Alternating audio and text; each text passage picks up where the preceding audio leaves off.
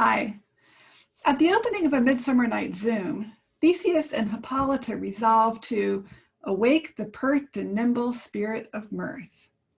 By the end of the play, they and the rest of the wedding party are sitting in a theater together, awaiting midnight and the consummation of their marriages. We hope we have woken up the spirit of mirth in all of you.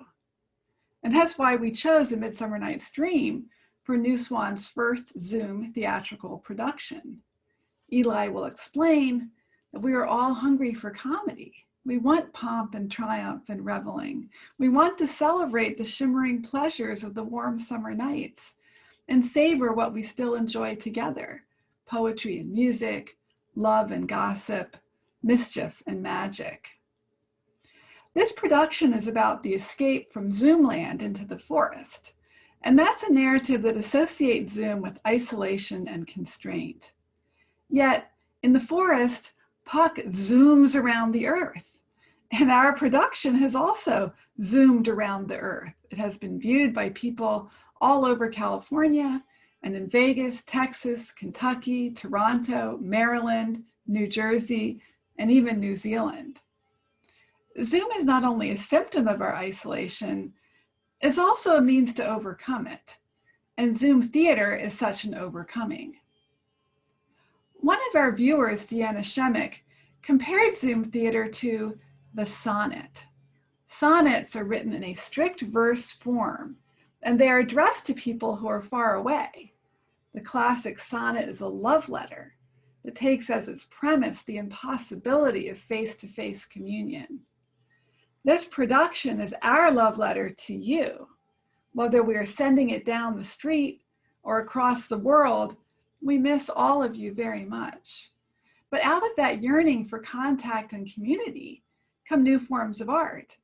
And that's what we've tried to share this week. The centerpiece of part 2 of A Midsummer Night's Zoom is the performance of Pyramus and Thisbe by the Rude Mechanicals, working folk of Zoomland. One of the actors commented that this scene is all about theatrical problem solving. How do you depict moonlight? How do you represent a wall? How do you impersonate a lion without scaring the ladies? Most of these problems are of their own devising, but their solutions create new opportunities for laughter and also for fresh thinking. When they rehearse and perform, they make plenty of mistakes, which reminded me of acting on Zoom. For example, Patsy Quince, beautifully portrayed by Tolu Ekesola, speaks her prologue with the commas and periods in the wrong places. The result is nonsense. That's the humor of it. These misplaced pauses reminded me of, guess what? Zoom, which freezes up when you speak too loudly or your internet wanes like the old moon, lingering our desires. But nonsense makes new sense. The depunctuated and repunctuated verse produces something that sounds like concrete poetry or existential philosophy. It's actually a great creative exercise. Take a paragraph, repunctuate it, and see what you come up with. Here's an example from Patsy's prologue. All for your delight, we are not here.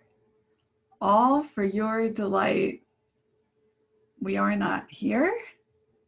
What the fuck? That makes no sense, right? And yet, isn't that exactly what we're doing tonight? We are not here. We are not in the New Swan Theater. We are not in Aldrich Park. And yet, we are not here in a special way, in a new way, in an active way. We are not here all for your delight. We are creating something out of our mutual absence that we hope you will love and enjoy. As the wedding party gathers for entertainment against the virtual background of the New Swan Theater, Theseus addresses the young lovers with this beautiful blessing. Joy, gentle friends, joy and fresh days of love accompany your hearts.